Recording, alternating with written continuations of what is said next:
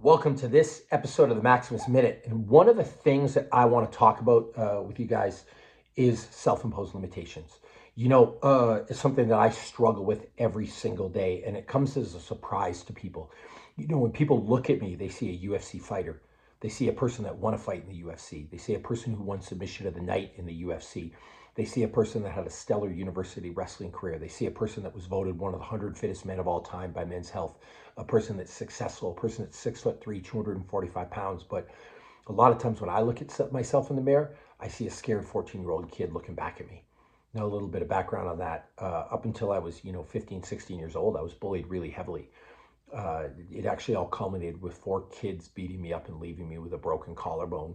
I was scared. I was lonely. I didn't know what else to do. And I mean, this is on the back of kids punching me in the face every day on the bus, kids wedging me, kids drawing offensive things on my forehead. You can only imagine me trying to get home before my parents and washing stuff off my face so they wouldn't call the other parents, and then I would get beat up even worse. I mean, that's kind of how I grew up. And I couldn't make any sports team. I didn't make the football team. I didn't make the basketball team. I didn't make the soccer team. I couldn't skate, which in Canada is hell. Like, you either play hockey or you don't. That's a popularity line. And so I was not popular. And like I said, I was bullied a lot, and it all culminated to circle back with me getting beat up and get my collarbone broken. I didn't know what else to do. So I joined the wrestling team. Like I said, no other team would have me. But wrestling needs bodies, and there was no cuts. And so I started wrestling. My first year, I lost every single match. Out of 40 matches, I don't think I scored a single point. My second year, I won one single match out of 40. It was like the greatest day of my life. And then after that, I started to get good. I kept showing up. I found the weight room. I kept just trying. I don't know why I didn't quit. I guess not quitting was better than being bullied, and better than getting beat up every day, and better than getting called names and not having dates and getting made fun of and all that stuff. So I just kept showing up. But I got better and I improved. And then I had, like I said, a stellar university wrestling career, fought in the UFC. I don't need to go over my credentials again, but I did all this awesome stuff. But again, you fast forward, when you look at me, you see all the awesome stuff. You didn't see the pain and the hardship that I went through. And so you see me and you see this person, and people think I'm a superhero, but I see me in the mirror. And a lot of times I see that scared 14-year-old kid looking back. So that's where a lot of my self-imposed limitations come from, because before I have to speak at a big company, before I have a fight, before I have a competition, it's really hard for me to remain confident and keep those negative voices at bay and deal with those self-imposed limitations. And so I've got some strategies that I use to deal with that, and I want to share them with you today. And I'll share them with you in a couple of future episodes. Today, I'm actually going to share one. It's the single biggest thing that I do to help improve my confidence, to help positive self-talk and silence negative self-talk. It's called green dot therapy. So what I do is I take these little green dots. I've got them everywhere.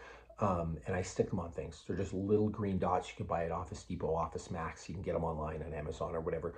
But I take these little green dots and I stick them on things. I stick them on the back of my phone. I stick them on my laptop. I stick them on the corner of the TV. And every time I see one, I have to say something positive about myself. Maybe it's that, hey, like I work out harder than anybody. I got a great physique. I bench press 315 for 10 today.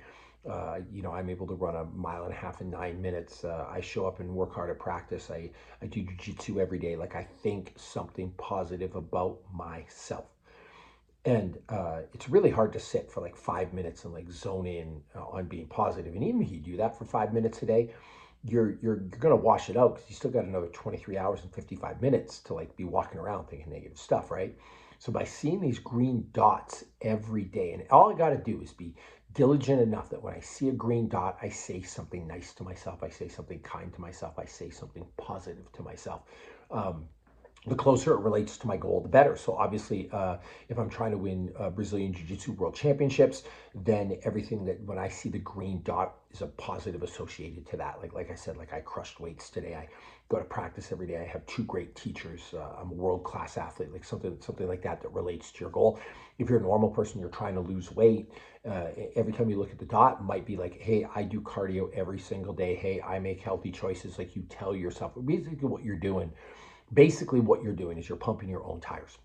You're pumping your own tires constantly, every minute of every day. So every time I see one of these green dots, I say something positive. Well, you can imagine if I see 100 of these dots a day, And not 100 different ones. Like I literally don't have 100 green stickers around my house, but if it's on the back of my phone, I got to pick up my phone. I got to say something positive. You can imagine the global effect of saying something about yourself positive 100 times a day, 200 times a day, 300 times a day. What's going to happen in your brain is, yeah, you're still going to have negative moments. You're still going to have some negative self-talk. But in terms of the negotiation that happens between the good side of your brain and the bad side of your brain, right? Like the angel and the devil on your shoulder, the good is going to outweigh the bad tremendously. And over time, you'll learn to speak positively about yourself. That's going to help you deal with negative voices. You're going to change the narrative in your own head about who you are. You're going to be more successful, and you'll start to get rid of those self-imposed limitations. So that's, I mean, by far the single most important thing that I do. And it takes a lot of work. It takes a lot of effort. I'm in it for the long haul. You know, I quit doing this and my confidence erodes. I start having negative self-talk again because it's really hard to wash away how I was raised for the first 15, 16, 17 years of my life. That just doesn't wash off with a shower, and you don't just take like a self-help course and it goes away. Like this is a lifelong thing. So, you know, if you're watching this, no matter who you are, where you are, what your goals are, even if you already are successful, this stuff can help. The green dot therapy, it is life-changing. Get your green dots, you know, put them up. And I'd love for you, I'm going to do a lot more of this mental stuff because the sports psychology stuff, it's a big part of my background. It's where I really shine. It's where I think I can help, you know, the most people. I'll be doing a lot more videos on this, so subscribe, but also go in the comments and let me know how the green dot stuff is working for you if you started.